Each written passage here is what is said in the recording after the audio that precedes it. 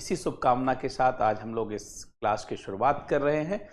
तो वैसे तो दीपावली के दिन छुट्टी रहती है, लेकिन हम लोग पढ़ते हुए दीपावली मना रहे हैं और ये अच्छी बात है। एक क्लास करने से कोई बहुत ज़्यादा जानते हैं, समय नहीं जाता है। तो चलिए आज के इस सेशन की शुरुआत करते हैं। हम लोगों ने कल भारत बांग्लादेश संबंध को पढ़ना शुरू किया था और भारत बांग्लादेश के बीच में मुद्दों को समझना है कि परंपरागत मुद्दे और वर्तमान के मुद्दे। तो आप सभी का इस कार्यक्रम में स्वागत है। चलिए सबसे पहले देखा जाए कि जो है मुद्दे क्या है भारत बांग्लादेश संबंधों में।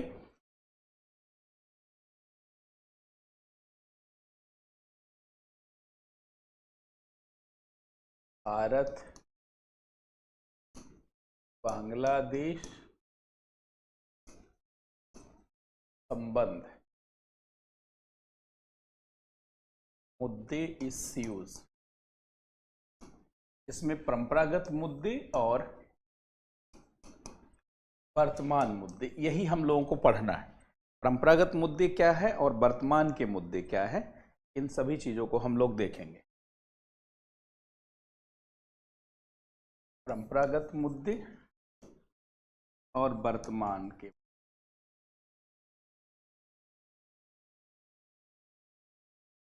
तो सबसे पहले परंपरागत मुद्दे, आपको पहले हमने लिखवा दिया था कि परंपरागत मुद्दों में क्या क्या मुद्दे हैं।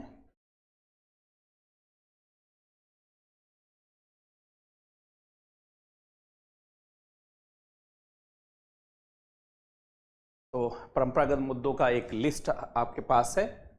परंपरागत मुद्दे, परंपरागत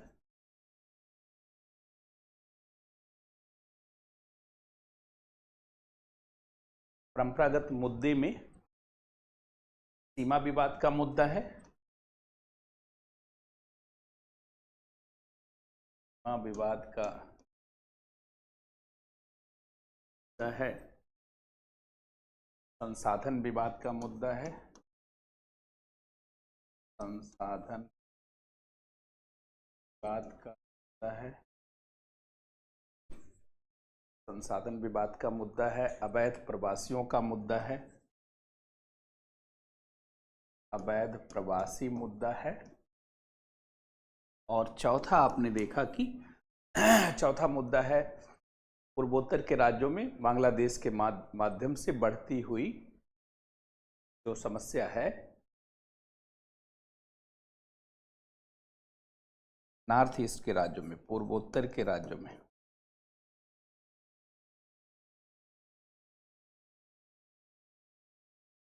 नॉर्थ ईस्ट के राज्यों में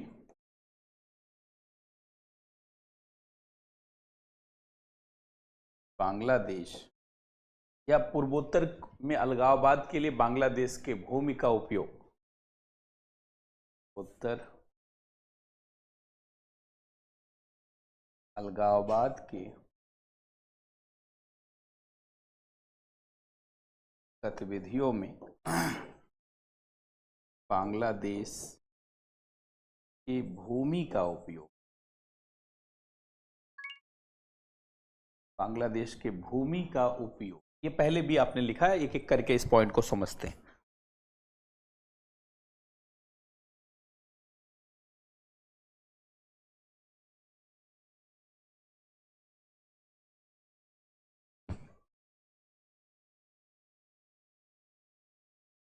जैसा कि आप सभी लोग जानते हैं कि बांग्लादेश के साथ भारत की सबसे लंबी सीमा है, और जिसके साथ इतनी लंबी सीमा है तो सीमा विवाद तो होगा ही।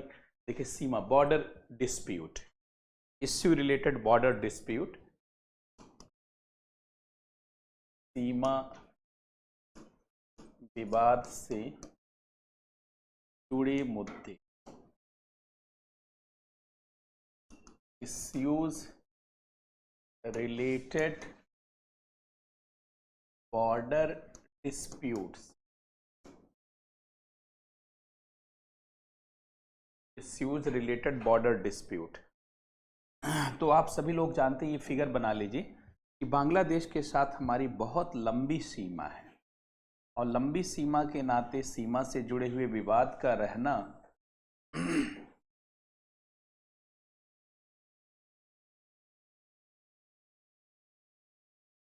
अब यहाँ पर देखिए मिजोरम की सीमा है, त्रिपुरा की सीमा है, मेघालय की सीमा है यहाँ पे, और ये जानते हैं पश्चिमी बंगाल की सीमा है, पश्चिमी बंगाल,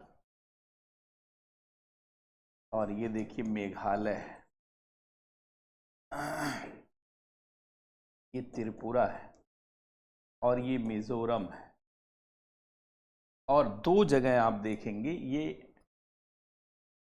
यहाँ पर असम की सीमा, यहाँ पे असम की सीमा, मतलब असम की भी सीमा है, देखिए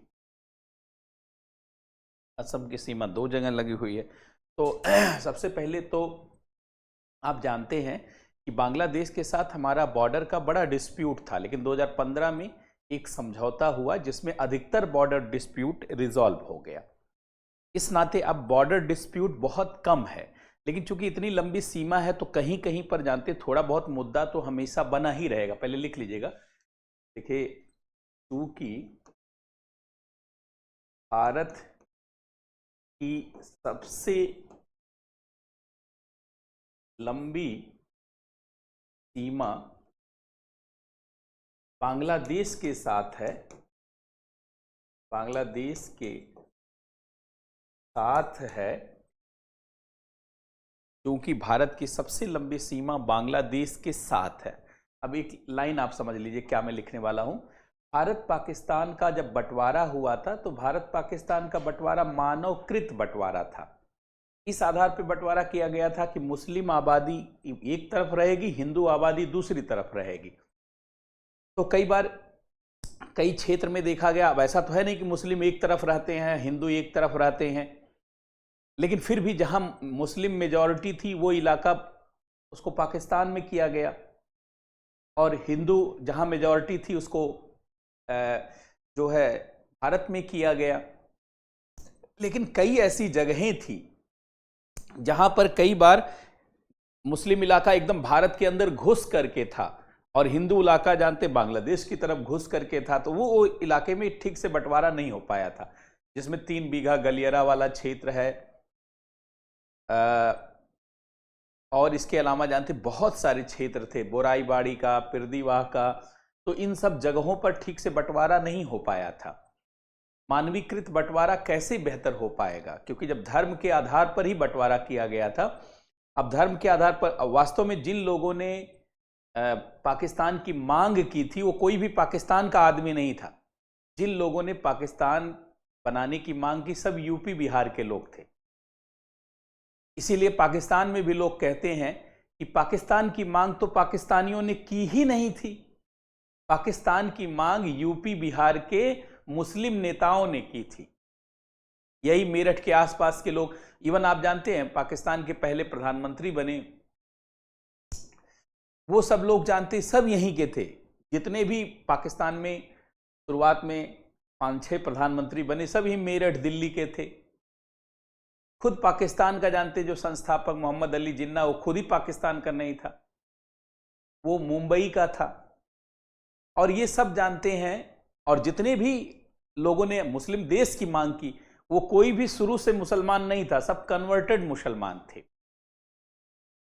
बड़ी सारी समस्या, इसीलिए सऊदी अरब आप जानते होंगे, सऊदी अरब जो है भारत के मुस्लिम और पाकिस्तान के मुस्लिम को मान्यता ही नहीं देता, क्योंकि वो कहता है ये सब कन्वर्टेड मुस्लिम है। खैर जिन्होंने मुस्लिम धर्म को ग्रहण कर लिया उसे तो आपको मुस्लिम मानना ही होगा। हम लोग यही बिंदु रखते हैं, यही पॉइंट रखते हैं जब सऊदी अरब के साथ बातचीत होती है कि भाई जो हमारे यहाँ मुस्लिम मानने मतावलंबी हैं वो अरब के भले नहीं है। लेकिन आप जानते हैं सऊदी अरब में एक धारणा है कि जो अरब के मुसलमान हैं वो अलग हैं, श्रेष्ठ हैं, बाकी जगह के मुसलमान हैं वो उतना उस तरीके के मुसलमान नहीं हैं। तो राजनयिक स्तर पे हमारा विदेश मंत्रालय हमारे मुसलमानों को भी मुस्लिम अरब के मुस्लिमों जैसा सम्मान मिले उसके लिए वार्ता हम लोग करते हैं कि हमारे यहाँ से जो मुसलमान जाएंगे उनको भी मक्का मदीना में उतना ही अधिकार होना चाहिए और उनको सम्मान के साथ वहाँ पे आने जाने की सुविधा होनी चाहिए। लेकिन आप जानते हैं सऊदी अरब के लोग और तमाम जो खाड़ी के देश हैं उनकी हेकड़ी है कि उनके जो अपने मुसलमान हैं वो श्रेष्ठ। सोचिए मुस्लिम धर्म सामान्यतः इसलिए बनाया गया था कि बंधुत्व, इस्लाम को बंधुत्व का प्रतीक माना गया था। लेकिन ये मध्य पूर्व में सबसे बड़ी समस्या है कि एक कबीला दूसरे कबीले को स्वीकार ही नहीं करता, क्योंकि इस्लाम का प्रसार शुरू में कबीलों में ही हुआ, और कबीलों में होने के नाते एक कबीला अपने को श्रेष्ठ दूसरे कबीले से मानता है, फिर उसमें तमाम धड़े हो गए। आज भी वो सब दुश्मनी आप देख रहे होंगे, चाहे यमन का है, चाहे ओमान का है, चाहे ईरान का है, चाहे सऊदी अरब का है। आप देखिए शांति नहीं है। जहां पर सिर्फ इस्लाम का शासन है, मुस्लिम मान्यताओं का शासन है, वहां पर इतना ज्यादा बंटवारा, इतना ज्यादा चुनौती सिर्फ इसीलिए क्योंकि यह मनुष्य की जो विचारधारा है कि हम श्रेष्ठ हैं, दूसरा जानते कमजोर है, ये कहीं भी किसी भी समाज को कमजोर करता है। केवल मुसलमानों को ही नहीं, ईसाइयों में भी आप देखिए इस तरीके के भाव कमजोर करते रहे। तो खैर यहां पर भारत पाकिस्तान का बंटवारा चूंकि मानवीकृत बंटवारा है, कोई भौगोलिक, जैसे भारत और चीन के बीच में फिर भी चलिए एक हिमालय है, उसके माध्यम से उधर चीन है, इधर भारत, ऐसे बोला जा सकता है। लेकिन क्या भारत बांग्लादेश को, भारत पाकिस्तान को इस तरीके से बोला जा सकता? कभी भी नहीं। तो सीमा पर विवाद बट नेचुरल है कि रहेगा ही रहेगा। तो इसीलिए हमने लिखा चूंकि भारत की सबसे लंबी सीमा बांग्लादेश के साथ है और भारत पाकिस्तान का बंटवारा मानवीय, लिख लीजिए, और भारत बांग्लादेश, और ब्रैकेट में लिख लीजिएगा पूर्वी पाकिस्तान, यही पूर्वी पाकिस्तान था ना। भारत बांग्लादेश और भारत बांग्लादेश का बंटवारा मानवीकृत रहा है, एंथ्रोपोजेनिक, मानवीकृत रहा है, एंथ्रोपोजेनिक, मानवीकृत रहा है। इस नाते सीमा विवाद होना, सीमा विवाद होना स्वाभाविक है, मतलब इसको बहुत बड़ी घटना नहीं मानना है। सीमा विवाद होना स्वाभाविक है, स्वाभाविक है, पहले इतना लिख लीजिए। क्योंकि भारत की सबसे लंबी सीमा बांग्लादेश के साथ है और भारत बांग्लादेश का बंटवारा मानवीकृत है, इस नाते सीमा विवाद होना स्वाभाविक है। इस नाते सीमा विवाद होना स्वाभाविक है। इस नाते सीमा विवाद होना स्वाभाविक है। इस नाते सीमा विवाद होना स्वाभाविक है। एंथ्रोपोजेनिक, अगर ये स्पेलिंग नहीं दिख रहा देखिए मैं यहां लिख देता हूं, एंथ्रोपोजेनिक, एंथ्रोपोजेनिक मानवीकृत है। एकदम खोल करके कई बार नहीं लिखा जाता कि हिंदू और मुस्लिम, क्योंकि इससे बार बार ये शब्द बोलने से भी जानते हैं एक समाज में बंटवारा दिखता है। अगर हम कहेंगे कि पाकिस्तान मुसलमानों का है, भारत हिंदुओं का है, तो यद्यपि यही था 1947 में जो भारत विभाजन हुआ उसमें यही था। सत्य तो यह है कि जो बंटवारा हुआ उसमें कहा गया कि हिंदुओं का भारत रहेगा, मुसलमानों का पाकिस्तान रहेगा। लेकिन चूंकि कुछ मुसलमान भारत में रह गए, अब उनकी एक बड़ी आबादी भारत में है, तो बार बार हम ऐसा कहेंगे तो एक पीड़ा भी लगती है। यद्यपि सत्य है, लेकिन सत्य चीज भी कई बार पीड़ा देती है।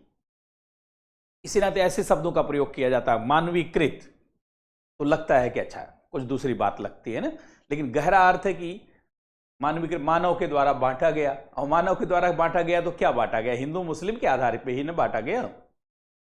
तो आपने लिखा इस नाते सीमा विवाद का होना स्वाभाविक है। लिख लीजिए, लिखेंगे क्योंकि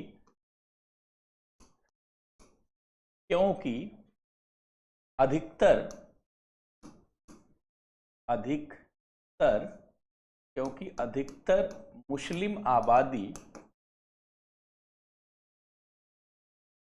आबादी पूर्वी पाकिस्तान के क्षेत्रों में रही, लेकिन कहीं कहीं पर सीमा पर एकदम उचित बंटवारा नहीं हो पाया। लेकिन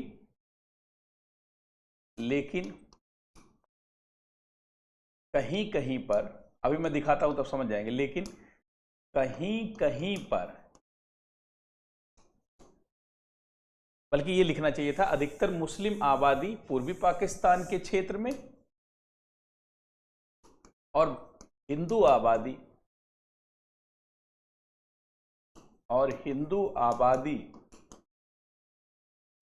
भारतीय क्षेत्र में रही, लेकिन कई क्षेत्रों में यह विभाजन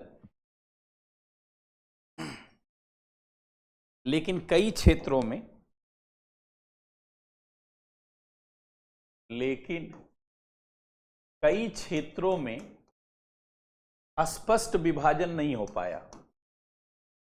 स्पष्ट विभाजन नहीं हो पाया। कई क्षेत्रों में स्पष्ट विभाजन नहीं हो पाया। ये तो रेडक्लिफ ने विभाजन किया था, और रेडक्लिफ तो कभी आया नहीं भारत में। रेडक्लिफ का 45,000 रुपया भी उसको नहीं मिला। उसके परिवार वालों ने कहा कि भारत पाकिस्तान हमारा पैसा दे। लोगों ने कहा कौन सा पैसा? कहा बंटवारा पे हमने ही सीमा बनाई थी, रेडक्लिफ लाइन, हमारे दादाजी का पैसा बकाया है। बात तो सही है, उसका पैसा नहीं दिया गया था, लेकिन वो भारत आया भी नहीं था। कुछ लोगों को भेजा था, एक बार खाली आया और इसके बाद उसने पेपर पे ही ऐसे विभाजन कर दिया। भाई रेडक्लिफ समझदार बहुत था, कार्टोग्राफर था, लेकिन वो भारत और पाकिस्तान के बीच में, जबकि इतनी बड़ी सीमा का बंटवारा था, 5-6 महीना उसको रहना चाहिए था। जब तुम ही बांट रहे हो और तुम ब्रिटेन में, लंदन में बैठ करके बांट रहे हो, तो अच्छा किया पैसा नहीं दिया। और उसका 45,000 रुपया, तब 45,000 रुपया बहुत ज्यादा था। 1947 में बंटवारा, भाई मेन बंटवारा, अब वही जो, और बंटवारा कितना गलत हुआ। अब जैसे सिखों का आप देखिए, सिखों का जैसे गुरु नानक देव जी का जहां जन्म हुआ, बंटवारा ऐसा होना चाहिए था कि वो भारत में आए, लेकिन ऐसा बंटवारा हुआ कि 4 ही किलोमीटर बाद है गुरु नानक देव जी का जन्म का जगह, वो स्थान भारत में कर देना चाहिए था। और बंटवारा आपको स्वयं गलत लगेगा, आप दिखाता हूं मैं कैसे बंटवारा गलत लगेगा। जैसे देखिए ये इलाका है, अब क्या जरूरत था ये इलाका, जानते हैं, बांग्लादेश को देना, ये वाला इलाका ऐसे बढ़ा करके यहां पर कर देते तो भारत यहां तक हो जाता, बांग्लादेश को कुछ इधर दे देते। ऐसा करके तो यहां से हिंद महासागर से आपकी यहां से लिंक बना रहता। ऐसे पाकिस्तान को क्या जरूरत थी इधर पाकिस्तान को देना? भाई क्या जरूरत थी पाकिस्तान को इधर देना? जैसे पाकिस्तान इधर हम लोगों ने दिया, तो ऐसा तो है नहीं पाकिस्तान मांग रहा था इधर। अब इस इलाके में से आप गलियारा ले लेते, यहां भारत का ले लेते, ये बल्चिस्तान वाला इलाका तो आसानी से आपको मिल जाता, तो यहां से लेके एक ऐसे काट देते पाकिस्तान को। बंटवारा देखने पे भी लगता है कि बहुत सही से बंटवारा नहीं हुआ। जहां पाकिस्तान के लोग रिजिड नहीं थे वहां भी उनको जगह दे दी गई। इसका मतलब लोग जानते बंटवारे से ज्यादा अपने सत्ता पाने में ही व्यस्त थे, नहीं तो इस सब पे ध्यान दिया जाता कि नहीं दिया जाता। तो आपने लिखा कि फिर इसके बाद हम लोगों ने ये लिखा है, दिखाते हैं आपको एरिया कहां कहां पे दिक्कत हुई। जैसे देखिए, क्योंकि अधिकतर मुस्लिम आबादी पूर्वी पाकिस्तान में के क्षेत्र में और अधिकतर हिंदू आबादी भारतीय क्षेत्र में रही, लेकिन कई क्षेत्रों में स्पष्ट विभाजन नहीं हो पाया। जैसे देखिए कहां नहीं हो पाया, जैसे 3 बीघा गलियारा, जैसे ये कई बार एग्जाम में आया, अब तो खैर सॉल्व हुआ। जैसे 3 बीघा गलियारा, जैसे 3 बीघा गलियारा क्षेत्र। अब देखिए इसमें क्या हुआ, 3 बीघा गलियारा मैं दिखा देता हूं। ये देखिए ये एरिया है,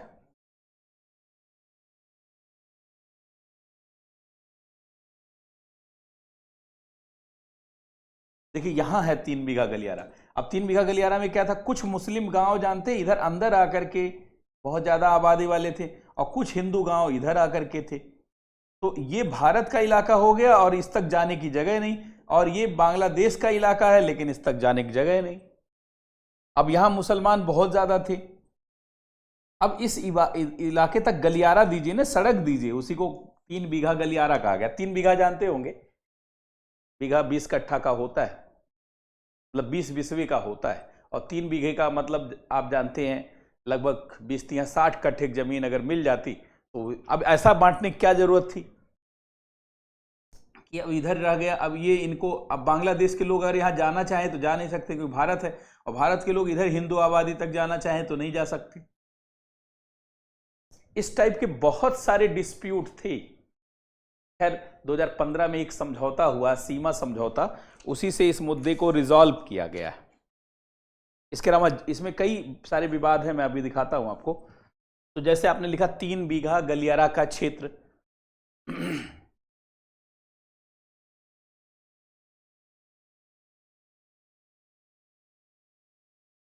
हाँ, बलूचिस्तान पे तो कब्जा कर लिया था ना जिन्ना ने। वो तो कालस्तान था, बलूचिस्तान कालस्तान था। बलूचिस्तान तो कभी भी पाकिस्तान का भाग नहीं था। आज भी बलूचिस्तान के लोग नहीं मानते पाकिस्तान का भाग। 52%, 52% पाकिस्तान का बलूचिस्तान है, और बलूचिस्तान में बलूच लोग हैं, और बलूच कभी भी पाकिस्तानियों को साथ नहीं दे सकते। पाकिस्तान असली बनाने वाले पाकिस्तान यूपी बिहार में रहे।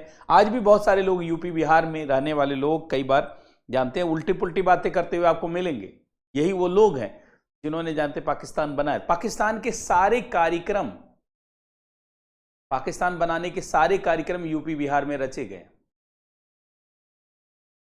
बात समझ रहे हैं? सारा कार्यक्रम। ऐसे 3 बीघा गलियारा का क्षेत्र है। और मैं कुछ और दिखा देता हूं। जैसे ये पूरा फिगर बना लीजिए, ये 2 बार यूपीएससी में पूछा भी गया है, तो आपको इलाका तो पता होना चाहिए कौन कौन से इलाके में विवाद था। देखिए जैसे ये हो गया 3 बीघा गलियारा, ये 3 बीघा गलियारा, यहां हो गया जानते हैं पिरदीवाह, यहां हो गया बोराईबाड़ी, और यहां जीरो लाइन। ये देखिए ये जीरो लाइन है। अगरतला जानते हैं त्रिपुरा की राजधानी है। अगरतला के बीच से ऐसे बाउंड्री जाती है। कई ऐसे मकान हैं जो दोनों देश में है, इधर भी इधर भी। कोई आपसे पूछे कि ऐसी राजधानी बताइए जिसके बीच से जानते हैं सीमा रेखा गुजरती है, अगरतला।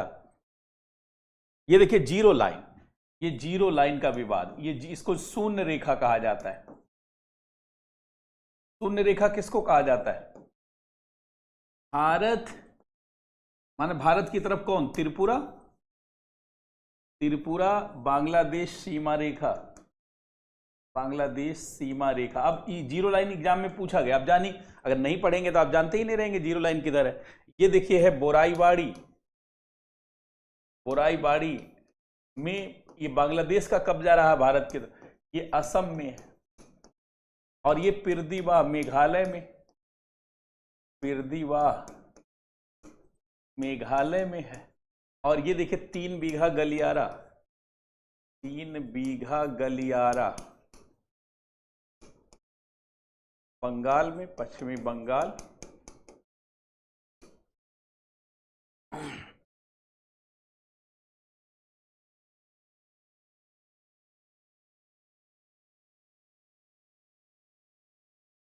ये सब भारत बांग्लादेश के बीच विवादित स्थान रहे हैं, ज्यादा विवादित। ये सभी देख लीजिए, ये सभी भारत एवं बांग्लादेश के बीच, भारत एवं बांग्लादेश के बीच सीमा पर विवादित स्थान रही हैं। 2015 में भारत बांग्लादेश के बीच सीमा विवाद पर समझौता हुआ, भूमि सीमा समझौता हुआ, जिससे अधिकतर को सॉल्व कर दिया गया है, 99% को। लिखिए 2015, ये ध्यान रखिएगा, 2015 में भारत बांग्लादेश के बीच, भारत बांग्लादेश के बीच भूमि सीमा समझौता हुआ, भूमि सीमा समझौता, ये नोट कर लीजिए, भूमि सीमा समझौता हुआ और अधिकतर विवाद सॉल्व कैसे हुआ? भारत ने दे दिया बांग्लादेश को, यही सॉल्व है। नेवर फर्स्ट पॉलिसी और गुजराल डॉक्ट्रिन तो यही था ना कि अपनी चीज दे दीजिए। ईमानदारी से देखा जाए तो ये कौन सा समझौता है, लेकिन ठीक है, अब भारत ने एक तरीके से उदार होकर काम किया। भारत बांग्लादेश के बीच भूमि सीमा समझौता हुआ और भारत ने भूमि सीमा समझौता हुआ और अधिकतर सीमा विवाद को सॉल्व कर दिया गया है और अधिकतर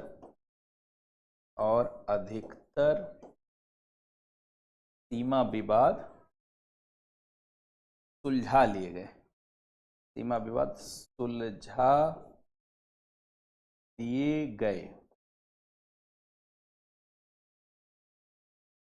अधिकतर सीमा विवाद सुलझा लिए गए।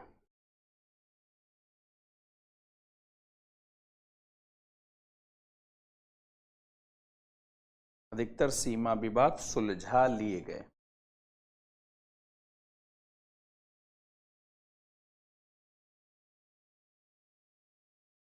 तो ये हो गया पहला, जानते हैं। पहला तो सीमा विवाद है जिसमें 99% सोल्यूशन हो चुका है। तो एक पॉइंट तो आपने पढ़ लिया कि सीमा विवाद। अच्छा, ये दूसरा वाला है संसाधन विवाद, जिसमें जल संसाधन, नदी बंटवारे पर मुख्यतः विवाद। इसमें 54 नदियों के जल बंटवारे का था, जिसमें 2 ही 3 नदी सॉल्व हुआ, इसमें भी विवाद है। दूसरा लिखिए संसाधन विवाद।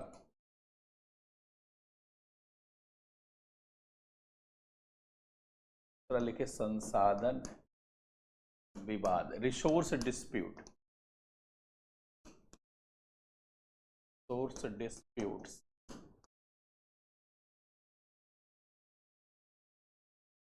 लिख लीजिए भारत एवं बांग्लादेश कुल 54 नदियों को साझा करता है। कुल 54 नदियों को साझा करता है, जिसमें से कुल 54 नदियों को साझा करता है, जिसमें से जानते हैं केवल अगर आप देखेंगे कायदे से तो गंगा और कुशियार नदी पर ही समझौता हो पाया। देख लीजिए इसमें से कुछ नदियों पर ही जल बंटवारे का समझौता हो पाया। जल बंटवारे का समझौता हो पाया है, बाकी पर विवाद है। बाकी पर विवाद है।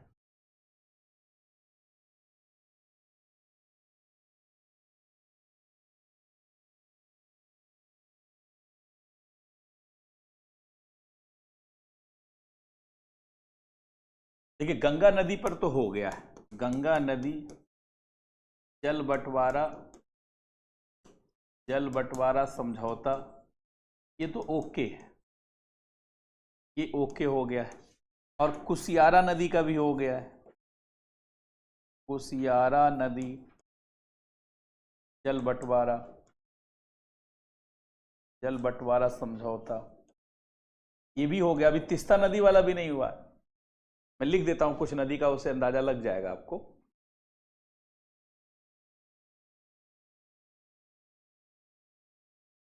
और ये सब नदी जानते हैं पीटी के एग्जाम में भी पूछे जाते हैं। बहुत लोग जान ही नहीं पाते कुशियारा नदी किधर है, या मोहरी नदी किधर है, बराक नदी किधर है। लोग सोचते हैं बराक नदी अमेरिका में। अरे बराक ओबामा अमेरिका के हैं, बराक नदी भारत की है। बराक ओबामा भारत के नहीं है, लेकिन बराक नदी भारत की है। तो इसीलिए ज्ञान कैसे होता है? जब आप पढ़ते हैं, लिखते हैं, समझते हैं, सोचते हैं, खोजते हैं। अब देखिए ये है बराक नदी, इधर से आती है। अब आपको पता चला बराक नदी का पता ही नहीं, ये बराक नदी। ये देखिए मुहरी नदी है, मुहरी नदी, ये सब विवादित है। और ये देखिए तीस्ता नदी इधर से आती है ना, ये तीस्ता नदी है। ऐसे अनेक नदियों पर जानते हैं, अनेक नदियों के जल बंटवारे विवाद है। इस प्रकार से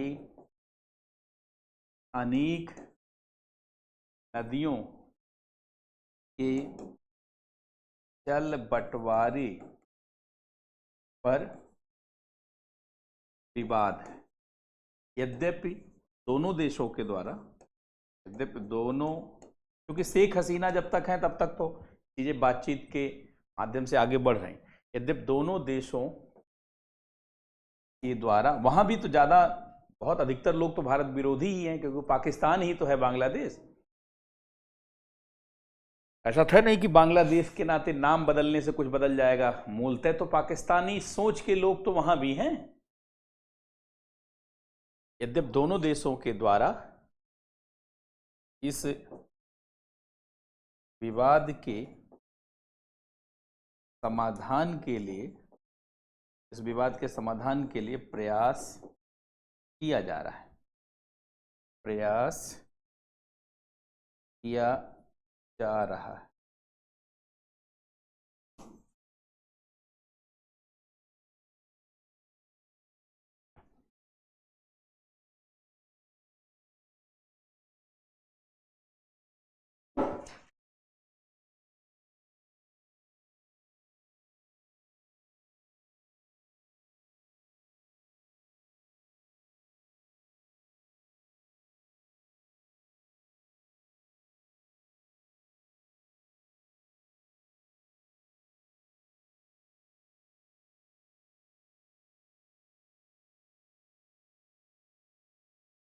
अब ये दो हम लोगों ने डिस्प्यूट लिख लिया, अब तीसरे पे आते, अवैध प्रवासी समस्या। ये तो एक बहुत बड़ी समस्या है,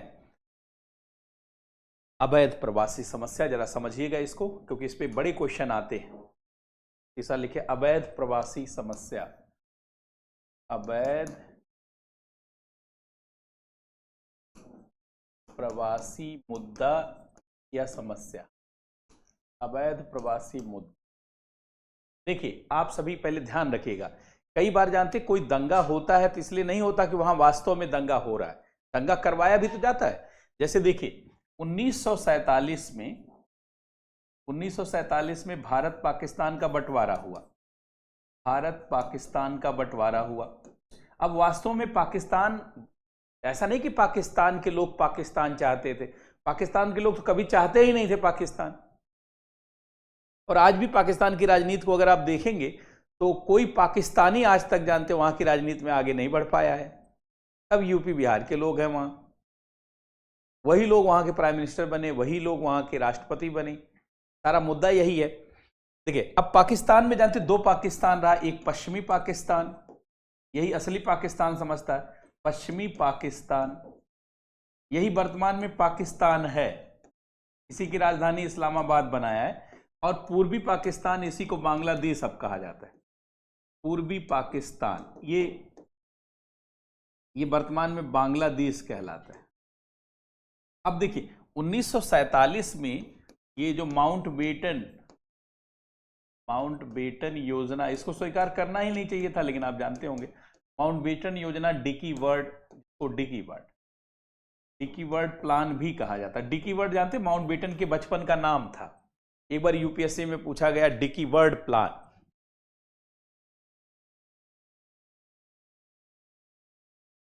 हाँ सारा वही बात है, अभी समझ जाएंगे आप, तो मैं लिखता हूं ताकि आप समझते चलेंगे। लिखिए कि 1947 में भारत पाकिस्तान का बंटवारा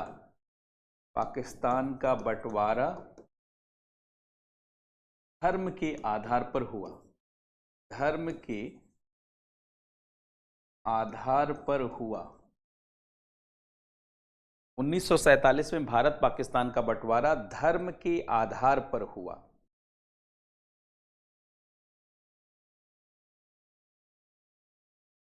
और अंग्रेजों की नीति बांटो और छोड़ो की थी, पहले बांटो और राज करो की थी, और बांटो और छोड़ो।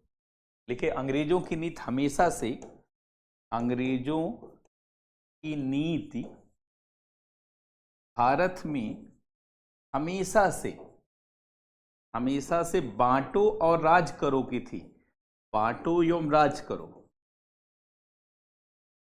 करो की थी। जैसे आज के नेता क्या करते हैं, बांट करके हमेशा जातियों को रखते हैं कि फला फला जाति, ये ओबीसी, ये एसटी, एससी, ओबीसी, उसमें भी ईबीसी, उसमें भी जनरल, फिर उसमें ईडब्ल्यूएस। ऐसे सब मिला जुला के एक हौच पौच दिखता है, आपस में संघर्ष हमेशा दिखाई पड़ता है, ताकि चुनाव के समय फला फला जात के लोग फला फला को वोट दे दें और फला फला फला बिना कुछ किए ही जानते हैं वोट मिलता रहे, बिना किसी प्रयास के, बिना किसी जानते समाज सेवा के। गांधी जी चलिए समाज सेवा करते थे, गांधी जी को वोट मिले अलग बात है, वो शराबबंदी के लिए प्रयास कर रहे थे, वो अछूतोद्धार के लिए प्रयास कर रहे थे, वो चरखा चला के लोगों के जीवन को बदल रहे थे, वो प्रार्थना करते थे, तमाम सुधार करते थे। तो गांधी जी को वोट मिल जाए, गांधी जैसा नेता हो जाए तो कोई जानते हैं वो तो बहुत अच्छी बात है, सोने पे सुहागा है। लेकिन आज का नेता तो बिना कुछ किए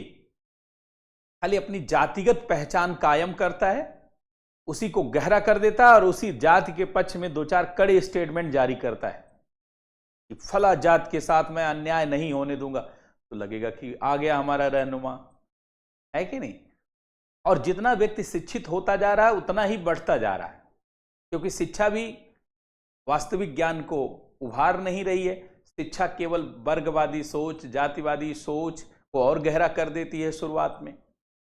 मैकाले की शिक्षा और क्या करेगी, जब तक दर्शन नहीं पढ़ाया जाएगा, जब तक जानते गहरे ज्ञान को नहीं उकेरा जाएगा, भारत की परंपरा और विरासत की मूल समझ नहीं बताई जाएगी, विविधता में एकता, एकता ये तमाम पहलू के सूत्र नहीं समझाए जाएंगे, तब तक समाज में उस तरीके के नैतिक मूल्य पनपेंगे ही नहीं। तो आपने लिखा कि 1947 में भारत पाकिस्तान का बंटवारा धर्म के आधार पर हुआ। अंग्रेजों की नीति भारत में हमेशा से बांटो एवं राज करो की थी, लेकिन 1947 में क्या नीति उन्होंने बना लिया, बांटो और छोड़ो, बांट करके छोड़ो, ताकि एक कम से कम हमेशा ब्रिटेन के ऊपर निर्भर रहे, है कि नहीं। तो अंग्रेजों की नीति भारत में हमेशा से बांटो एवं राज करो की थी, और 1947 और बाद में अंग्रेजों की नीति, बाद में अंग्रेजों की नीति बांटो एवं छोड़ो की रही, बांटो एवं छोड़ो, डिवाइड एवं क्विट, बांटो एवं छोड़ो की रही।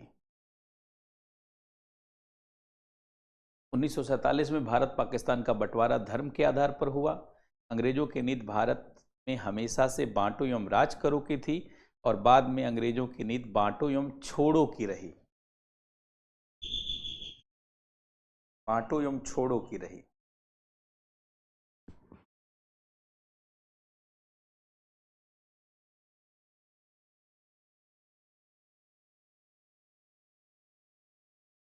इस नाते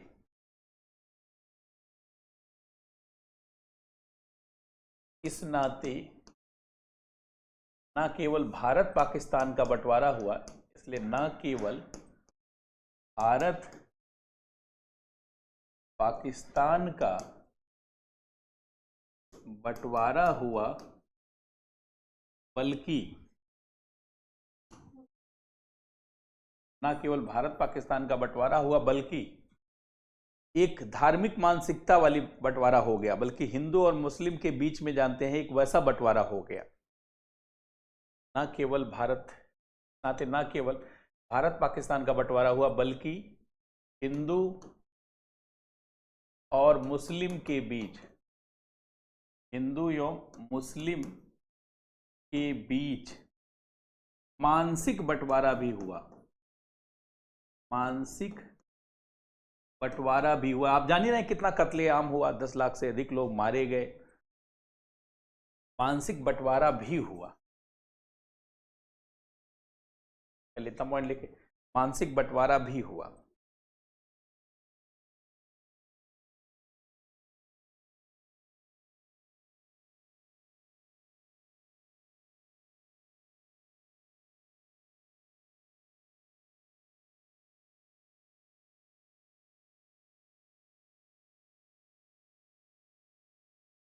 न केवल भारत पाकिस्तान का बंटवारा हुआ, बल्कि हिंदू और मुस्लिम के बीच मानसिक बंटवारा भी हुआ। अच्छा, देश के, आप ध्यान से सुनेंगे, बहुत गहरी गहरी बातें हैं जो उसको सुन लीजिएगा। मानसिक बंटवारा भी हुआ। अब देखिए, वास्तव में पाकिस्तान पश्चिम का पाकिस्तान ही पाकिस्तान बनना था। पाकिस्तान की जो संकल्पना आई उसमें देखेंगे राज्य कौन कौन से थे। पंजाब था, सिंध था, वजीरिस्तान वाला इलाका था, बलूचिस्तान का था, लेकिन कभी बांग्लादेश था क्या? लेकिन आज़ादी के समय जानबूझ करके बांग्लादेश वाले क्षेत्र में, बंगाल में दंगे करवाए गए और उसे भी पाकिस्तान लिख लेंगे कि बंटवारे के समय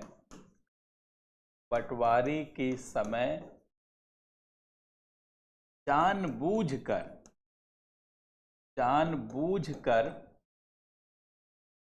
बंगाल के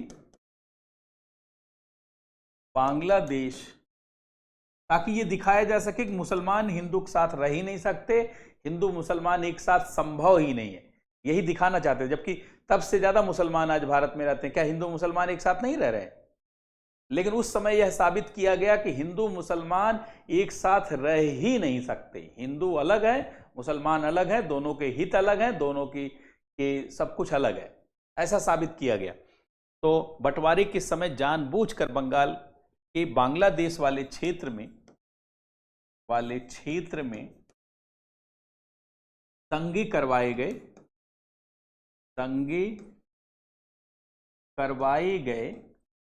बड़े स्तर पर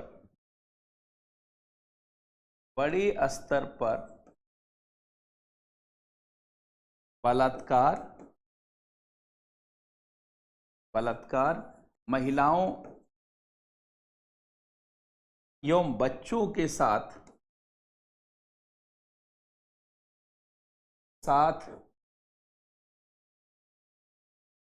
जघन्य अपराध किए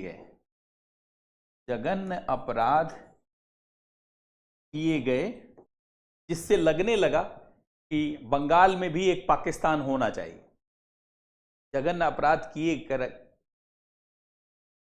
दंगे करवाए गए, बड़े स्तर पर बलात्कार महिलाओं एवं बच्चों के साथ जघन्य अपराध किए गए, ताकि बंगाल में भी पाकिस्तान बनाया जा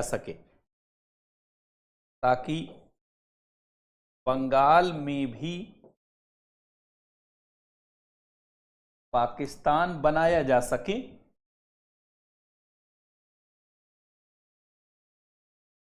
और अंततः 1947 में बंगाल में पूर्वी पाकिस्तान बन भी गया। अंततः बंगाल में पूर्वी पाकिस्तान बन भी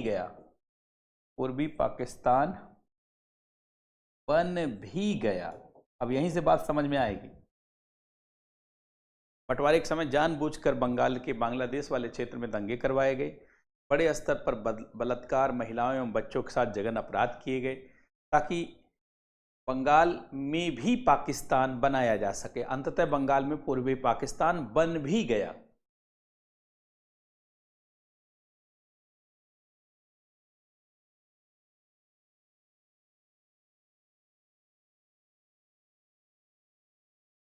लेकिन जानते, पाकिस्तान तो बनवा ले गए, लेकिन कभी न्याय नहीं किया। नए लाइन से लिखेंगे,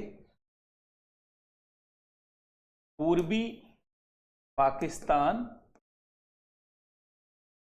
बन जाने के बाद भी इस भाग में रहने वाले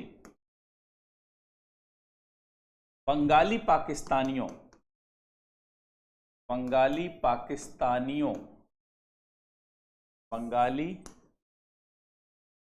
पाकिस्तानी लोगों के साथ कभी भी न्याय नहीं किया गया।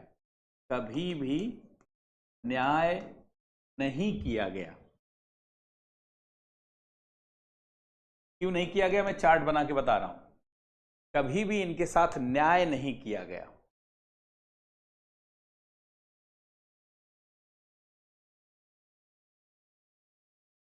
देखिए क्यों। अब पाकिस्तान जैसे बना, तो पाकिस्तान में देखिए ये पश्चिमी जो पाकिस्तान है, इसी का दबदबा रहा।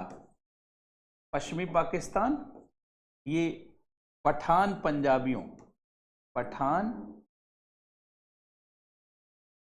पंजाबी का कब्जा रहा।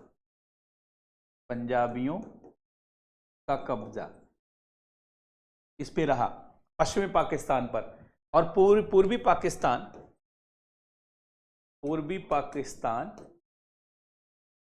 ये बंगाली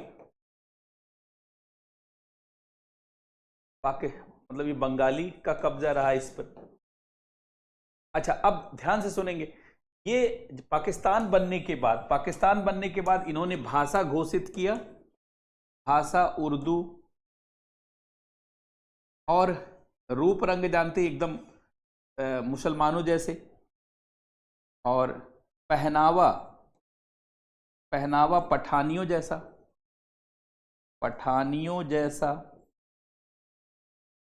ये पठानियों जैसा पहनावा इन्होंने जानते हैं किया। लेकिन इधर के मुसलमानों ने कभी वो भाषा नहीं अपनाई, पहनावा भी नहीं कभी। यहाँ की महिलाएं जानते हैं कोई पर्दा नहीं करती, यहाँ सब साड़ी पहनती महिलाएं। अब यहाँ के देखिए, यहाँ इनकी भाषा क्या रही, इनकी भाषा बंगाली, और पहनावा जानते हैं भारत के जैसा, एकदम हिंदू जैसा दिखते हैं, पहनावा भारत के जैसा। बल्कि खान पान रहन सहन सब इनका खान, देखिए इनका खान पान रहन सहन भारत जैसा, खान पान रहन सहन, इन्होंने खाली धर्म बदला, सहन भारत जैसा।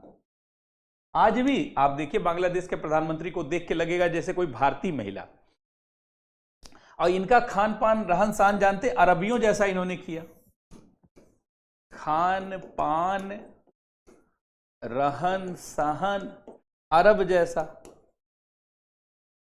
जैसा करने की कोशिश की। पहले तो यही बंटवारा हो गया, ये लोग चाहते थे ये इनके अनुसार बिहेव करें, लेकिन ये कैसे बिहेव कर सकते हैं? हर समाज की एक विशेषता होती, धर्म बदलने से सारा बदलाव नहीं हो जाता है, हर समाज कुछ अपनी मूल चीजों को भी लेके चलता है। तो नए लाइन से लिखेंगे कि पश्चिमी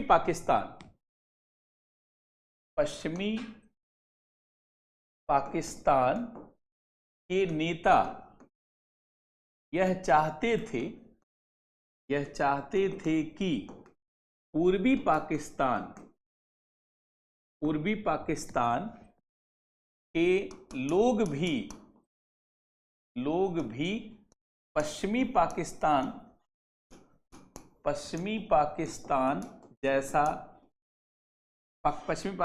जैसी भाषा, पहनावा, खान पान रहन सहन अपनाएं। लेकिन पूर्वी पाकिस्तान के लोग बंगाली राष्ट्रवाद से जानते जुड़े हुए थे, लेकिन पूर्वी पाक के लोगों ने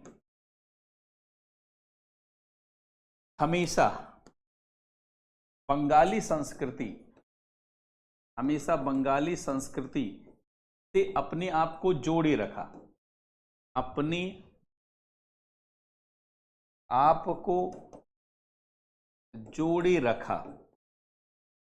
लेकिन पूर्वी पाक के लोगों ने हमेशा बंगाली संस्कृति से अपने आप को जोड़े रखा। यही कारण है कि पश्चिमी पाकिस्तान के लोगों ने इस क्षेत्र के नागरिकों के साथ दोयम दर्जे के नागरिक जैसा व्यवहार शुरू किया। यही कारण है कि पश्चिमी पाकिस्तान के नेताओं ने पूर्वी पाकिस्तान के नागरिकों के साथ दोयम दर्जे का बर्ताव शुरू किया, दोयम दर्जे का व्यवहार शुरू किया। यही कारण है कि पश्चिमी पाकिस्तान के नेताओं ने पूर्वी पाकिस्तान के नागरिकों के साथ दोयम दर्जे माने सेकंड क्लास के नागरिक जैसा दोयम दर्जे, सेकंड क्लास सिटीजन जैसा,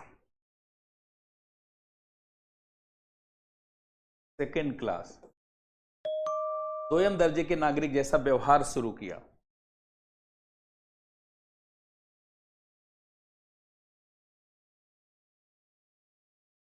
दोयम दर्जे के नागरिक के जैसा व्यवहार शुरू किया और दोयम दर्जे का व्यवहार शुरू किया और पूर्वी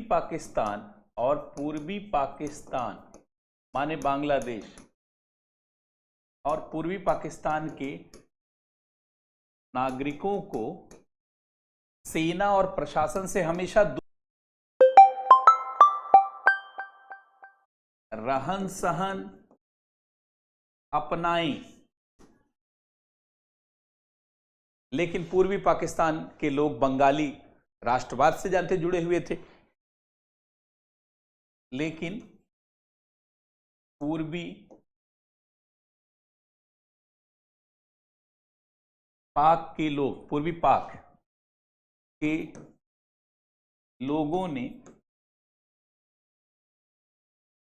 हमेशा, पश्चिमी पाकिस्तान के नेताओं ने पूर्वी पाकिस्तान के नागरिकों के साथ दोयम दर्जे माने सेकंड क्लास के नागरिक जैसा, दोयम दर्जे सेकंड क्लास सिटीजन जैसा, सेकंड क्लास दोयम दर्जे के नागरिक जैसा व्यवहार शुरू किया।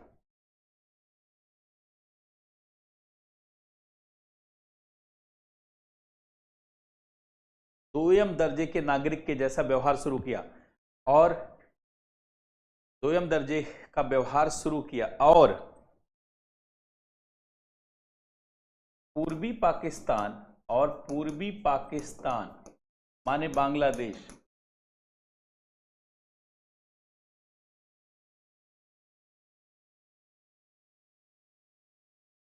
अब थोड़ा और सुनिए। इसके बाद 1965 में ताशकंद समझौता हुआ और उसके बाद एक बड़ा बदलाव हुआ, क्योंकि आप सभी लोग जानते होंगे कि ताशकंद समझौते के बाद अयूब खान ने इस्तीफा दे दिया, याहिया खान लिख लीजिए, और 1965 में ताशकंद समझौते के बाद 1965 में ताशकंद समझौते के बाद जनरल अयूब खान ने इस्तीफा दे दिया। जनरल अयूब खान ने इस्तीफा दे दिया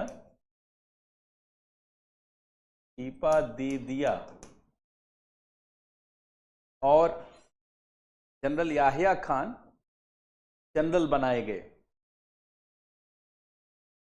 और जनरल याहिया खान पाकिस्तान के जनरल बनाए गए। याहिया खान पाकिस्तान से हुई है, उल्टा जेल में विरोध किया और पाकिस्तान के चुनाव में जोरदार सफलता प्राप्त की, जोरदार सफलता प्राप्त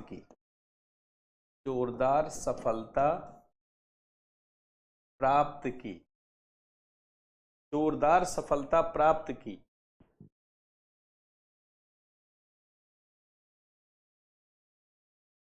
लेकिन इन लोगों ने शेख मुजीबुर रहमान को प्रधानमंत्री बनने ही नहीं दिया, उल्टा जेल में डाल दिया, सफलता प्राप्त की।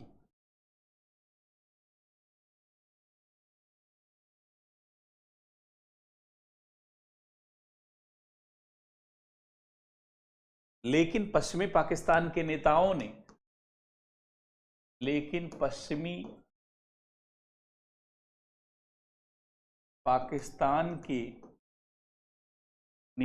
ने शेख मुजीबुर रहमान को पीएम नहीं बनने दिया, पीएम नहीं बनने दिया और उल्टा जेल में डाल दिया, और उल्टा जेल में डाल दिया। अब समझ जाएंगे शरणार्थी समस्या कैसे हुई है। उल्टा जेल में डाल दिया,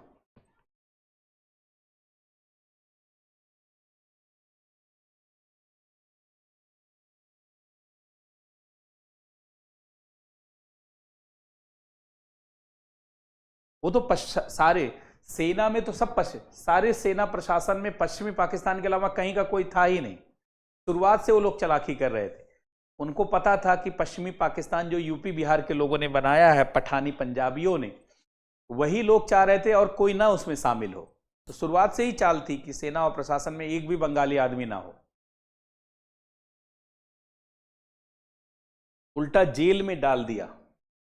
लेकिन इससे बंगाली पाकिस्तानियों में आक्रोश भड़का। इससे पूर्वी पाकिस्तान के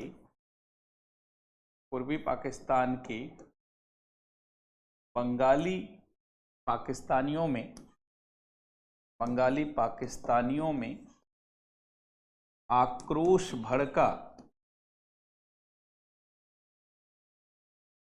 भड़का और धरना प्रदर्शन शुरू हो गया। धरना प्रदर्शन शुरू हो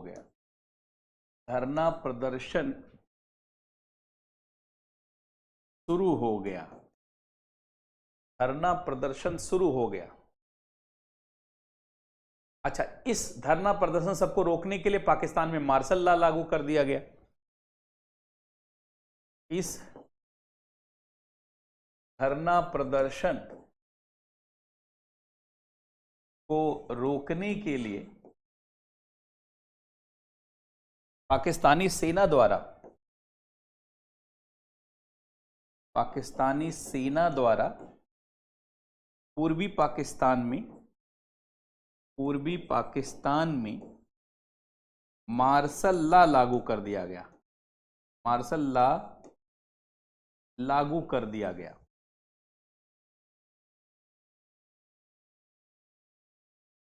इस धरना प्रदर्शन को रोकने के लिए पाकिस्तानी सेना द्वारा पूर्वी पाकिस्तान में मार्शल लॉ लागू कर दिया गया।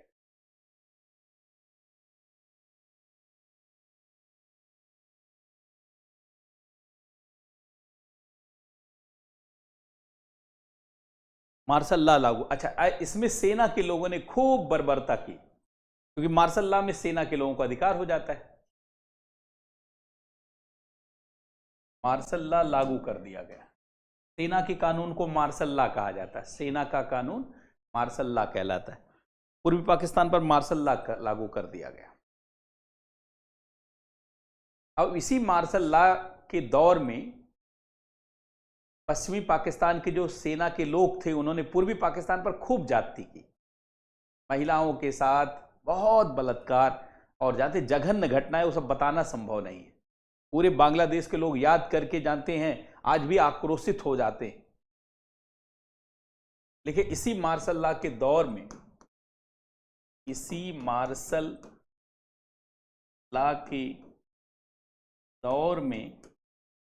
पूर्वी पाकिस्तान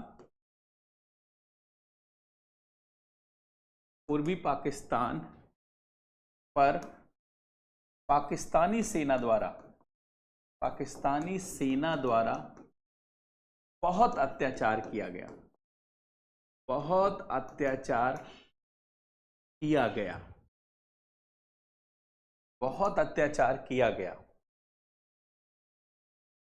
और पाकिस्तानी सेना तो अत्याचार करती थी, कट्टरपंथियों को भी छोड़ देती थी खुला, लूटपाट बलात्कार सब करिए।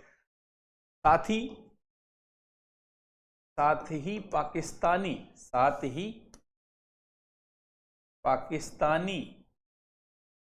सेना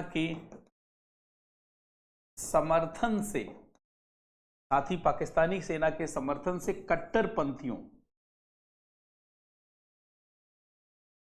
इस्लामी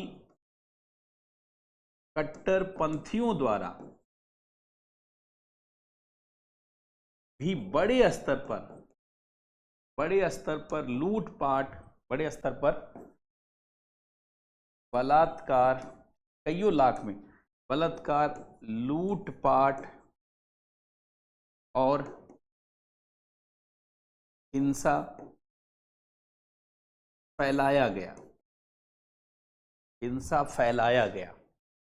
लूटपाट और हिंसा फैलाया गया और गंभीर मानवाधिकार के उल्लंघन किए गए।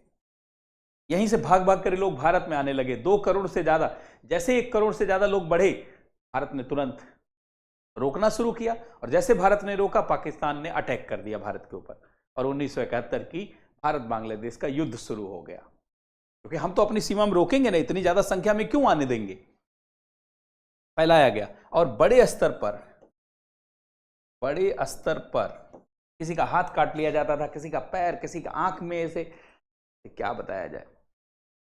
बड़े स्तर पर मानवाधिकार का उल्लंघन किया गया, मानवाधिकार का उल्लंघन किया गया, बड़े स्तर पर मानवाधिकार का उल्लंघन किया गया।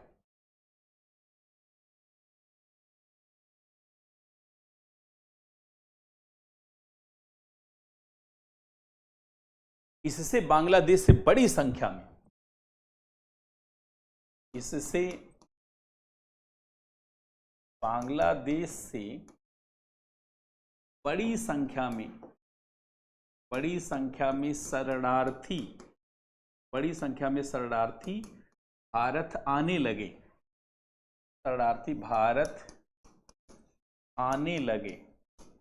इससे बड़ी संख्या में शरणार्थी भारत में आने लगे।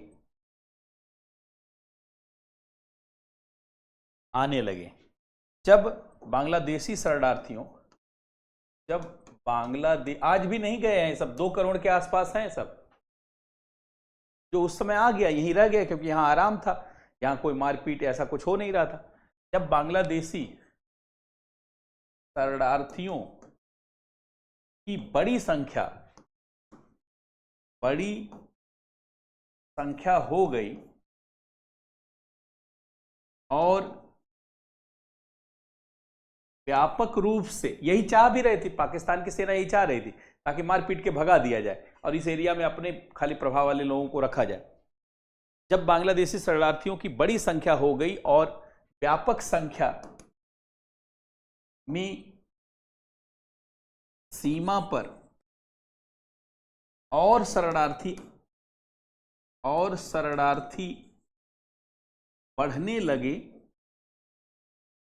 लगे तो भारत की सरकार द्वारा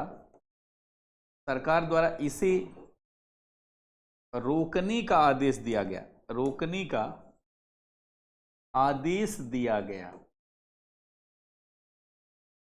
इसे रोकने का आदेश दिया गया और जैसे हम लोगों ने रोकना शुरू किया, उसने भारत के ऊपर अटैक कर दिया। रोकने का आदेश दिया गया, इसी नाते पाकिस्तान भारत को कुछ नहीं समझता रहा है। पाकिस्तान को यह लगता है कि भारत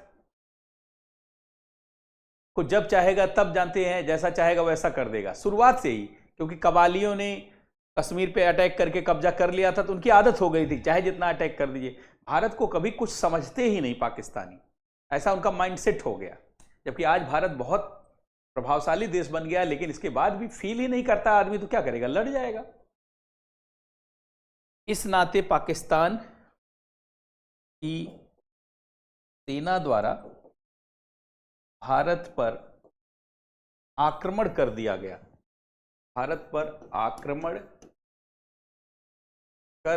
गया, बदले में भारत ने भी जवाब दिया और 1971 का भारत पाक युद्ध शुरू हो गया। भारत पाक युद्ध शुरू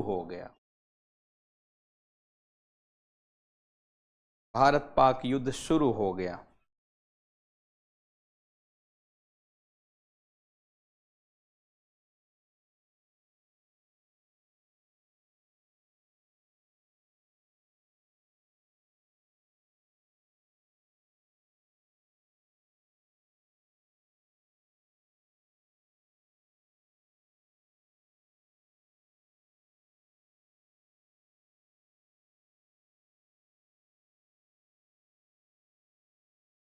तब से यही शरणार्थी भारत में बने हुए, तब से यही बांग्लादेशी शरणार्थी, तब से यही बांग्लादेशी शरणार्थी भारत में बने हुए हैं, बने हुए हैं। इनके विरुद्ध जानते बड़ा बड़ा आंदोलन भारत में भी खड़ा हुआ। असम गण परिषद जो असम में है, इसी के खिलाफ जानते बनाई गई। लेकिन इन्हीं शरणार्थियों के विरोध में, क्योंकि धीरे धीरे ये भारत में कब्जा कर लिए, तमाम जगह ले लिए, देखिए लेकिन इन्हीं शरणार्थियों के विरोध में 1990 के दशक में, 1990 के दशक में भारत में असम राज्य में, भारत में असम राज्य में बड़ा आंदोलन खड़ा हुआ, बड़ा आंदोलन खड़ा हुआ, बड़ा आंदोलन खड़ा हुआ ताकि इन्हें वापस भेजा जाए, ताकि इन्हें वापस भेजा जाए। लेकिन तब से इसे वापस नहीं, क्योंकि बांग्लादेश स्वीकार नहीं कर रहा है। वहां भी तो विरोधी सरकार थी 90 में। कौन 1990 के दशक में कोई वहां पे सब जनरल थे, सेना की सरकार थी। लेकिन अभी तक बांग्लादेशी शरणार्थियों को वापस नहीं भेजा जा सका, नहीं भेजा जा सका है। ये तो हो गया ये बांग्लादेशी शरणार्थी। अब उसी दौरान चकमा शरणार्थी भी आए त्रिपुरा की तरफ। अब रोहिंग्या शरणार्थी जानते हैं। ये मैंने पूरा इसलिए लिखवा दिया ताकि आपको क्लियर हो जाए कैसे शरणार्थी बढ़े। इस पर डायरेक्ट क्वेश्चन पूछा जाता है कि बांग्लादेशी शरणार्थियों की समस्या कैसे उत्पन्न हुई।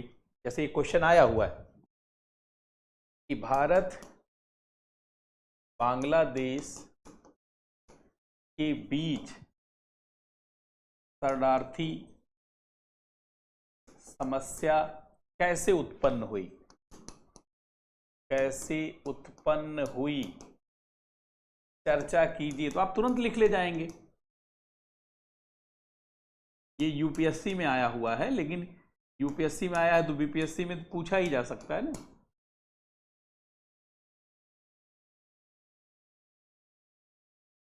हाँ, ये जानते जो शरणार्थी हैं आपराधिक गतिविधियों में, डकैती, चोरी, बदमाशी, इन सब कामों में लगे हुए। तो ऐसे में इनके साथ तो हमारी समस्या है ही है।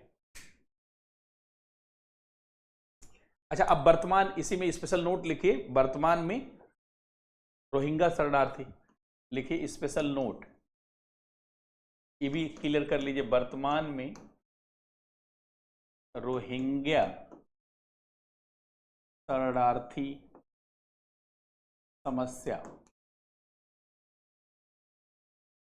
ये म्यांमार के रखाइन प्रांत से जानते हैं, मार मार के बौद्धों और मुस्लिमों के बीच में टकराव हुआ। यहां पे देखिए ये इलाका है।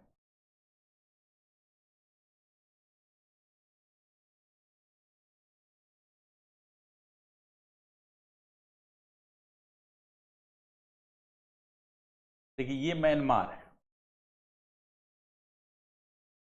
ये म्यांमार है और ये बांग्लादेश है। ये देखिए ये म्यांमार का रखाइन प्रांत है, ये रखाइन प्रांत है म्यांमार। यहां पे जानते हैं बौद्धिस्टों और रोहिंग्या मुस्लिमों के बीच में लड़ाई शुरू हुई। चकमा शरणार्थी भी बांग्लादेश से आए थे, अभी उसको भी दिखा देते। देखिए यहां पर बौद्ध और रोहिंग्या के बीच विवाद शुरू हुआ। अब बौद्ध रोहिंगा के बीच में विवाद हुआ तो बौद्धों ने मार के भगा दिया रोहिंगा को, और इससे जानते हैं यहां पर करीब करीब 1 करोड़ लगभग, जानते हैं देखा जाए तो इस इलाके में 1.1 मिलियन रोहिंगा जानते हैं शुरू में आए। अब इनकी संख्या बहुत ज्यादा हो गई है, ये 1.1 मिलियन रोहिंगा यहां पर आए। अब यहां पर आए तो यहीं से जानते फिर भारत में ऐसे रोहिंगा फैलने लगे। पहले बांग्लादेश में आए, फिर बांग्लादेश से जानते भारत में ये रोहिंगा आ गए, और भारत में भी चूंकि इनको सपोर्ट रहा, तमाम लोग जो अपराध का काम करते हैं इन लोगों की जरूरत पड़ती है। तो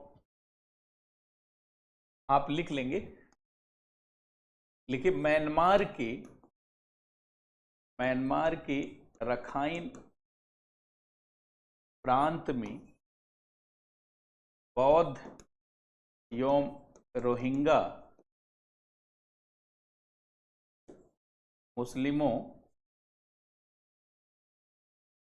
के बीच हुए विवाद के कारण रोहिंगा को वहां से भगा दिया गया, और ये बांग्लादेश में शरणार्थी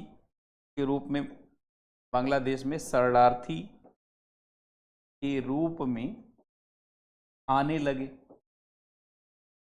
लेकिन बांग्लादेश ने शरणार्थी के रूप में उनको स्वीकार तो किया, लेकिन खाने पीने का जब इंतजाम बांग्लादेशियों के लिए ही नहीं है तो इनके लिए क्या रहेगा। फिर ये भारत शरणार्थियों का स्वर्ग माना जाता है, इसलिए सब कहे भारत में चलो, वहां राजनीति होगी, वहां हमारा बचाव होगा।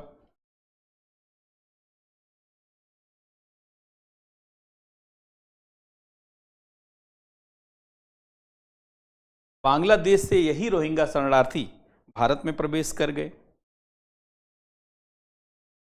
देख लीजिए, बांग्लादेश से यही रोहिंगा शरणार्थी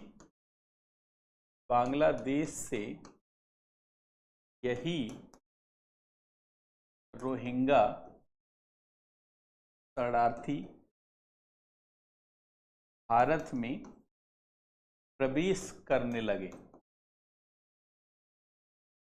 और अब इनकी बड़ी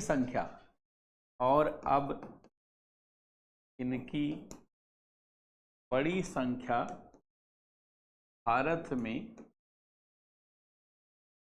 आ गई है, और ये कई अपराधों में और ये कई आपराधिक गतिविधियों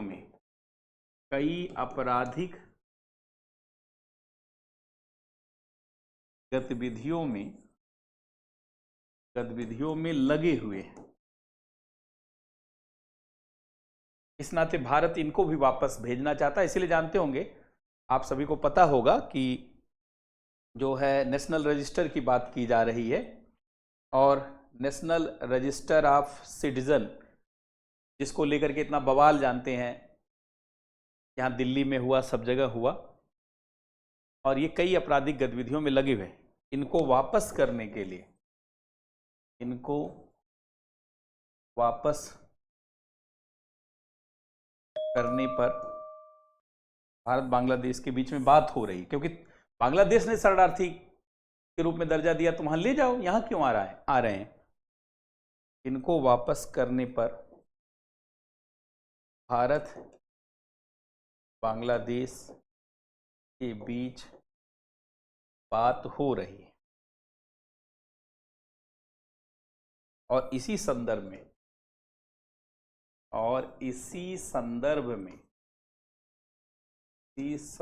में national register of citizen NPR NRC जो आप जानते हैं ना, नेशनल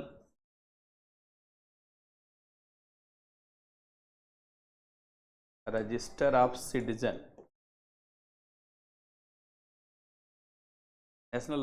सिटीजन बनाने की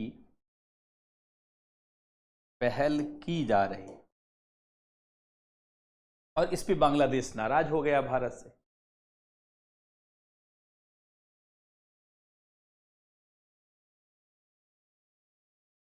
पूरा जानते साजिश है उसमें, पाकिस्तान की आईएसआई रोहिंग्या कश्मीर तक कैसे पहुंच गए, उसमें आईएसआई के द्वारा पूरा किया जा रहा है ना, कि फैलाओ, इनकी आबादी बढ़ाओ, बाद में इस्लाम के नाम पर, मुस्लिम के नाम पर इनका समर्थन लो और भारत को चुनौती पेश करो। इसमें एक अंतर्राष्ट्रीय शक्तियां लगी हुई हैं, ये आसान मत समझिए।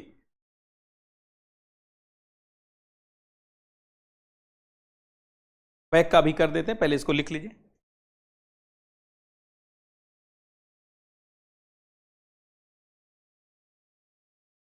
तो बांग्लादेश यहीं से रोहिंग्या शरणार्थी भारत में प्रवेश करने लगे और अब इनकी बड़ी संख्या भारत में आ गई है और ये कई आपराधिक गतिविधियों में लगे हुए हैं। इनको वापस करने पर भारत बांग्लादेश के बीच बात हो रही है और इसी संदर्भ में एनआरसी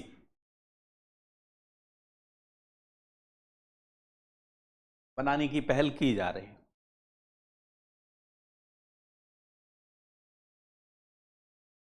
जिस पर बांग्लादेश ने आपत्ति की है, देख लीजिए, जिस पर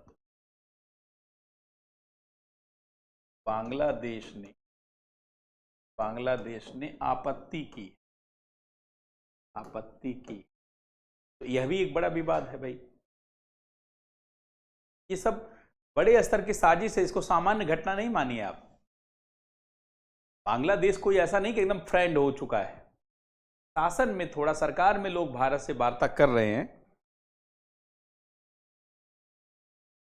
रोहिंग्या में सुन्नी शिया दोनों प्रकार के लोग हैं। अब देखिए, ये आपने, अच्छा, एक चकमा शरणार्थी आप पूछ रहे थे, चकमा शरणार्थी जानते हैं 1987 में ये सब त्रिपुरा में आके बस गए, त्रिपुरा में आकर बस गए। और जानते त्रिपुरा में 70% जनसंख्या बांग्लादेशी शरणार्थियों की हो चुकी, 70%। अब जब पूर्वोत्तर पढ़ाएंगे आगे तब आपको समझ में आएगा। नहीं, इनको आने देना, बहुत अच्छा नगमा खातून करें, इनको आने ही नहीं देना चाहिए, लेकिन उतनी बड़ी जानते जो सीमा है, हर जगह हम लोग दीवार नहीं खड़ा कर पाए हर जगह, और हर जगह सेना भी नहीं खड़ा कर सकते। 4096.7 किलोमीटर लंबी रेखा है और भारत के पास इतना बीएसएफ थोड़ी है कि सीमा पर ऐसे खड़ा कर दीजिए। और कई कई जगहों पर जानते नदी है, घने जंगल हैं, दलदल है, वहां कैसे सेना खड़ा करेंगे। ये लोग उधर से भाग भाग के आ जाते हैं, ये उधर से भाग भाग के आ जाते हैं और भारत में बहुत सरकारें इनको वोट बैंक मानती हैं। नगमा खातून, मुस्लिम के नाम पर, देखिए, मुस्लिमों का वास्तविक भला करना बहुत सारे लोग नहीं चाहते। बहुत सारे लोग चाहते हैं कि मुस्लिम एक वोट बैंक की तरह रहे और इन रोहिंग्याओं के करतूतों को, इनकी गलत गतिविधियों को बाद में मुस्लिम गतिविधि मान करके फैलेगा ये सब बात, और फिर हिंदू मुस्लिम बंटवारा इस तरीके से होता है। और मुस्लिम समाज में भी ऐसे लोग नहीं है जो खड़े होकर के विरोध करें कि भाई ये रोहिंग्या हमारे मुस्लिम थोड़े हैं, हम भारतीय मुस्लिम हैं। अब कई बार इस्लाम के नाम पर भारत में तमाम मौलवी कहते नहीं ये मेरे भाई हैं, इनके, कैसे आप देखिए हमास के पक्ष में लोग खड़े, जबकि हमास एक आतंकवादी संगठन है। फिलिस्तीन के पक्ष में खड़े होइए तो ठीक भी है, फिलिस्तीन के पक्ष में आप खड़े हो तो माना जाएगा, फिलिस्तीन के साथ न्याय होना चाहिए, लेकिन हमास के पक्ष में खड़ा होना, आईएसआईएस के पक्ष में खड़ा होना, अलकायदा के पक्ष में खड़ा होना और ये कहना कि ये मुस्लिम है, ये जानते हैं ये सब गड़बड़ है। हाँ, सीमा पर पुख्ता इंतजाम करना होगा, लेकिन सीमा पर 1-2 साल में नहीं हो जाता इंतजाम, बड़ी लंबी सीमा है। देखते नहीं, सड़क नहीं बन पाती जल्दी, हवाई अड्डा नहीं कंप्लीट। कभी आपने देखा होगा, पटना में ही देखिए, पटना में देखिए कई पुल बन रहा है, पता चला 3 साल से बन रहा है। ये जो बेली रोड वाला आप देख रहे हैं ना, बेली रोड का जो पटना का पुल है, जो बेली रोड पर पटना वाला पुल है ना, देखिए सालों से बन रहा था, अफरा तफरी तो चलिए फिर भी पटना में थोड़ा तेज हो गया, कई कई शहरों में 6-6 साल से पुल बन रहा है, सड़क बन रही है और तब तक अफरा तफरी मची हुई। सरकार तो वैसे भी जानते लुंज पुंज रहती है, अब क्या बताएं। सीमा के मुद्दे पर जानते एक अलग से मंत्रालय होना चाहिए, गृह मंत्रालय नहीं, एक अलग मंत्रालय, और उसमें बहुत एक्टिव लोग होना चाहिए और उनकी अलग से काम करने वाली एजेंसी, जैसे बीआरओ है ना, उसी तरीके की एजेंसी होनी। ये सब समस्याओं को सॉल्व किए जाने की जरूरत है। अब यही सारी समस्या है, तब तो देश सुधर जाए, एकदम खूब अच्छा हो जाए, तब क्या दिक्कत है? तो फिर अमेरिका जैसा हो जाएगा। तो हम लोगों ने देखिए 3 पॉइंट को कवर कर लिया। ये हो गया, ये हो गया, ये हो गया। अब पूर्वोत्तर में अलगाववाद की गतिविधियों में बांग्लादेश की भूमिका उपयोग, ये जरा आप लिख लीजिएगा।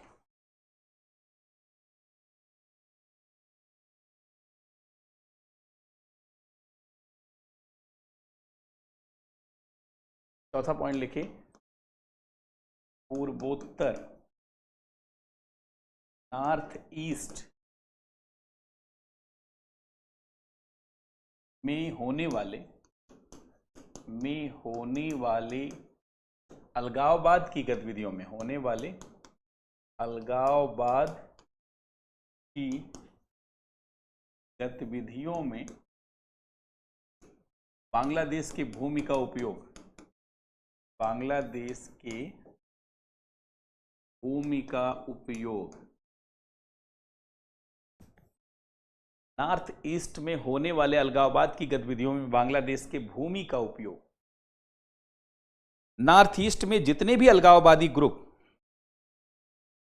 नॉर्थ ईस्ट में जानते जितने भी अलगाववादी ग्रुप हैं, उनके आप देखिए मेन जो भारत में ये लोग चुनौती पेश करके बांग्लादेश में भाग जाते, ये समूह,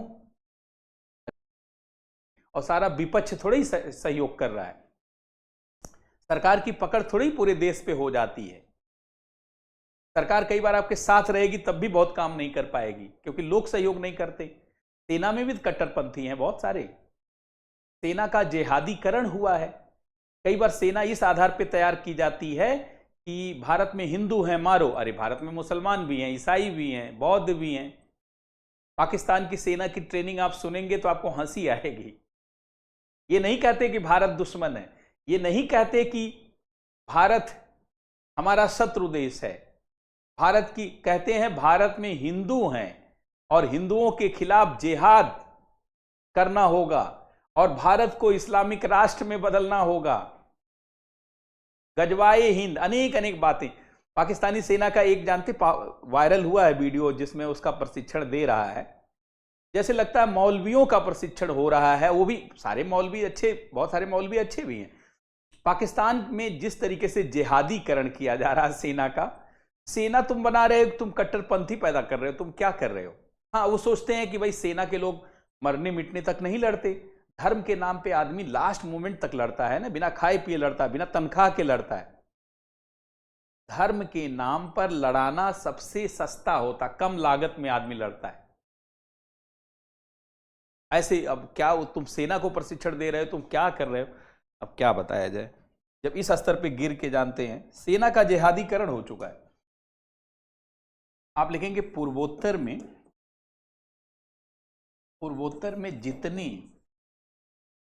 अलगाववादी समूह सक्रिय हैं, उनमें अधिकतर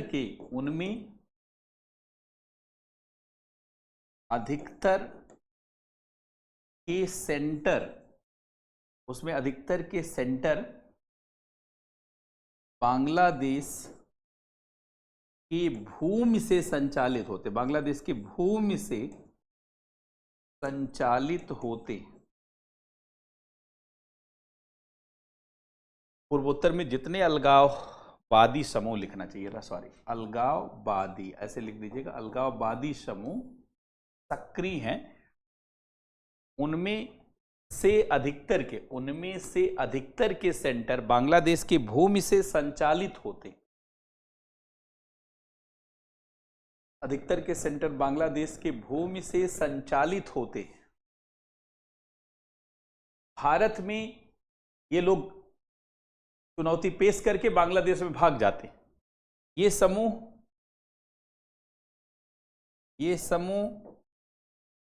पूर्वोत्तर के राज्यों में कानून व्यवस्था कानून व्यवस्था को प्रभावित करके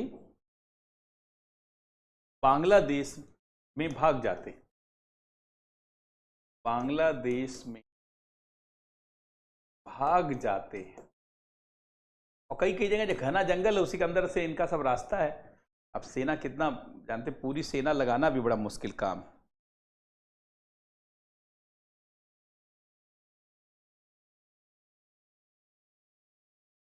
जैसे लिखे उल्फा समूह के लोग, त्रिपुरा लिबरेशन आर्मी के लोग,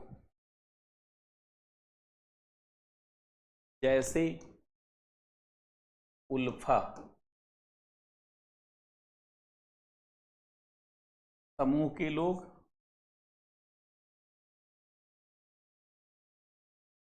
उल्फा समूह के लोग, त्रिपुरा लिबरेशन आर्मी के लोग, त्रिपुरा लिबरेशन आर्मी,